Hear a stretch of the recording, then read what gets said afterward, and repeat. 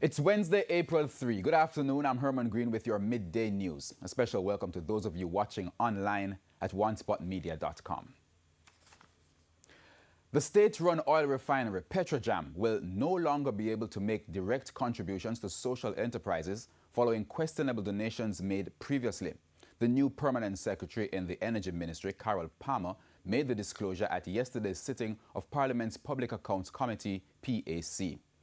And took a decision, I think it was February, anyway, earlier, to direct that donations not be given directly, but that they be channeled through, I think it's JSIF. I think that's the entity, if my recollection is correct. So there should be, going forward, no further, while we attempt to deal with these ones that demonstrate irregularity, there should be no further donations. A $9 million donation was made to the Sydenham Citizens Association in South Central St. Catherine, but the entity is not registered. That is now being investigated by the major organized crime and anti-corruption agency, MOCA. Additionally, the Auditor General pointed out that 25 sponsorship awards totaling $30.5 million were not evaluated by PETROJAM's parent company. 10 sponsorships totaling $11.6 million were not ratified by the PCJ board. Meanwhile, the PAC was told that the salary of former human resources manager at PETROJAM, Yolande Ramharak, was more than the $13 million previously reported. PAC Chairman Mark Golding gave the new figure. The former HR manager's salary, as at the time that when her employment came to an end last year, was in fact $15,119,400. And that is a new number that we had not been given before, and was the number that was used for the purposes of the settlement that she was ultimately paid. So this differs somewhat from the information that we had been given previously. The Jamaica Teachers Association, JTA, is insisting that the government take tangible action in addressing the water crisis now being experienced by some schools. Schools in sections of St. Andrew have been experiencing water lockoffs since roadwork started last year.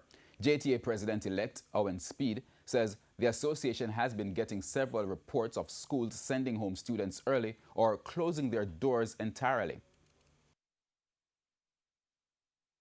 It is a real serious matter, and I think too many of us, they have been hearing me talking about this for too long, and too many of our leaders are just dragging their feet on this matter. It is time that somebody steps up to the plate, and while they have action in Portland, I would love them to have some action in our area, in this little surrounding that we have here, and so that we can get water for our children. He says currently schools have been forced to purchase water out of their already meager budgets. He says this is unsustainable and wants government intervention at the highest levels. We are calling on the ministry. We are calling on the new minister, Mr. Carl Samuda, to do something about it. We understand that the Ministry of Water is in the office of the Prime Minister. And so I'm calling on the Prime Minister to intervene, because it should not be left on the schools to go out there and fish for water. UK Home Secretary Sajid Javid has announced that the government will pay up to £200 million in compensation to people whose lives were damaged by the Home Office's mistaken classification of thousands of long-term British residents as illegal immigrants. The announcement comes almost a year after the government admitted that its treatment of the Windrush generation had been appalling and promised reform of its immigration system and compensation to those affected by hostile environment policies. The Home Secretary says there would be no cap on the fund, making it impossible to estimate how much money will eventually be paid to victims. Payments will not be restricted to people from the Caribbean, but will be made to anyone who has been in the UK since 1988, who was wrongly classified as being there illegally and as a result lost the right to work, access to health care and the ability to rent property. Significant developments are in the pipeline for Montego Bay St. James following the recent renaming of the popular hip strip. The announcement was made recently by the tourism minister. The details in this report. In renaming Gloucester Avenue in Montego Bay to Jamaica Boulevard, Tourism Minister Edmund Bartlett says it's only fitting they make it a boulevard laced with iconic entertainment structures. The minister was speaking at a ceremony at Dumper Beach in Montego Bay, where Jimmy Cliff was in attendance. And so I'm going to say something to you, Jimmy. We, the government, are spending $1.2 billion to create the most iconic public beach park in the history of Jamaica here at Dumper Beach. Also to come, an artisan village and a modern fisherman village. And then we walk straight into a new look waterfront, where when the government campus is built, we will remove the revenue office and create a facility there of iconic value for entertainment. And that moves straight into Pier 1. And then we move into the iconic Close Harbor Beach, which will have another name. And I want to have next to that the first of a series of iconic entertainment centers along this corridor, starting with a Jimmy Cliff. Transformation also at Tracks and Record, at the popular Dead End Beach, and the creation of a government campus to house and host a performing arts center. The minister says changes will also come to Howard Cook Boulevard as part of a new look which will be created for Montego Bay. And when we move the courthouse and put it in the campus, and when we move the library and all that, we are now going to create another gastronomic delight right in the city center of Montego Bay to make Montego Bay the most iconic entertainment city in all of the Caribbean. And that's not a wish. You can take my word for it. Rasheen Masters, TVJ News. The Jamaica Fire Brigade is to meet with representatives of the Jamaica Civil Aviation Authority to discuss the findings of the report on the November 2016 plane crash in Greenwich Town, St. Andrew. The report stated that the fire brigade neither has the trained personnel or the equipment to control aviation fires. However, Public Relations Officer at the Fire Brigade, Emilio Ebanks, says whilst the brigade is not in agreement with some of the findings, it still hopes to improve the services going forward.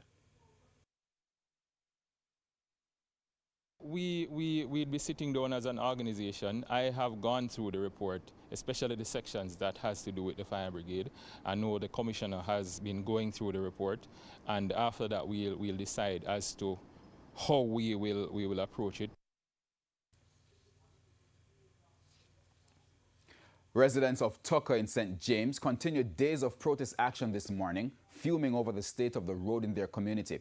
They are demanding that the issue is addressed urgently, warning that it will not be business as usual. In addition to the bad road condition, they contend that works which are being carried out by government agencies in the community are putting them at a disadvantage. TVJ's O'Shane Masters reports. Old cars and downed trees. Just some of the debris used to block a section of a Tucker Main Road in St. James as residents express frustration with the deplorable road conditions. One resident says this is the worst she has seen the road in the 4 decades that she has been living there. You have mud lake and swimming pools. When you're coming out, you have to have 2 shoes. I am a senior, and a senior need proper road. What are the government doing with our road? If you go up on my house, I can write my name on my furniture them up there. I can write my name. I go to church and I slide. It's a disgrace, man. A 40 odd years me live around here, man, and I the first Tucker road ever look so. One taxi operator who normally plies the route says they have been calling for the relevant authorities to address the road conditions for over 2 years, but to no avail. He further noted that the situation has escalated as sections of the roadway have been dug up to facilitate the laying of pipes for a housing scheme which is being built in the community. They dig up one side of the road to lay pipe, then they dig up the other side to lay pipe. Now, we're saying if you dig one side of the road, just repair half the road, and then you can commence work on the other half.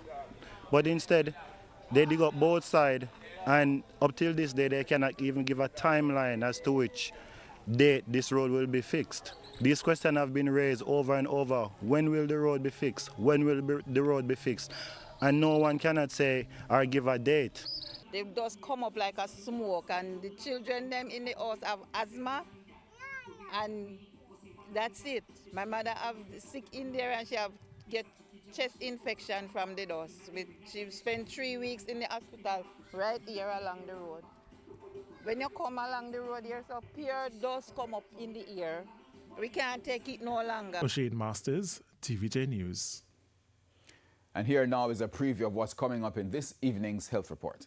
In the next edition of the health report, we look at the flu vaccine. Vaccinate against it so that if we do get it, our immune system response is modified to protect us against severe illness, to protect us against the virus replicating uncontrolled in our bodies and causing a more severe illness. So flu vaccination is one of the biggest tools that we have. That's the health report this evening in Primetime News. And now for today's healthy living tip. Do regular hand washing and proper drying of the hands. Cover mouth and nose when coughing or sneezing. Use tissues and dispose of them correctly. Avoid close contact with sick people and avoid touching one's eyes, nose, or mouth. To news in sports, as for years the CONCACAF Gold Cup was hosted by the United States and Mexico. But all that will come to an end as the governing body has decided to spread the tournament across the region. As a result, Jamaica will find itself on the pages of history as the island will get the chance to host a part of the tournament this year. Riding on the historic feat of the Reggae Girls qualifying for a global tournament, Jamaica will get the chance to add to their golden run as the CONCACAF Gold Cup comes to Kingston. Jamaica was chosen to host a round of matches in Group C, which includes themselves and Honduras. The round in the form of a doubleheader will take place on June 17 at the National Stadium. This will mark the first time in the tournament's history that matches are played in the Caribbean. Jamaica was the obvious choice for many reasons. Historical, the football that is passionate here. So, we're very pleased with the selection, and I know that the stadium will be full on June the 17th. The expansion of the tournament to include first-time hosts in the Central American and Caribbean territories comes as CONCACAF works to increase access to the game and develop football while ensuring fans experience the highest quality of football in the region. I think the way we do it, we have opportunities to increase, down the road in the future, even more venues in outside regions outside the U.S. But I think for now, this is a very good start, and we look forward to bring in a doubleheader here on June the 17th. To host the games in Jamaica is a feather in the cap of the Jamaica Football Federation. Again, I want to express my highest regard and appreciation to CONCACAF and its president, Victor Montego. I want to recognize the work of Horace Reed and Howard McIntosh, who have given so much support to Jamaica's football. Indeed, we are very appreciative, we are delighted, and we just look forward to what will unfold after June 17th. Although CONCACAF's director of football in the Caribbean, Horace Reed, didn't have much of a say in Jamaica hosting the games, he says once he got into the regional body, his motivation was to help the Caribbean. I'm always happy to do whatever I can to enhance the sport of football in Jamaica and Jamaica on a whole. So it's just natural that once I have an opportunity to do that, then I take the steps to do it. The games in Jamaica will come at no cost to the JFF, as CONCACAF will foot all the finances of the tournament. Karen Madden, TVJ Sports. And that's the Midday News. I'm Herman Green. Remember, the Primetime News package is at 7 this evening. On behalf of the News, Sports and Production teams, good afternoon.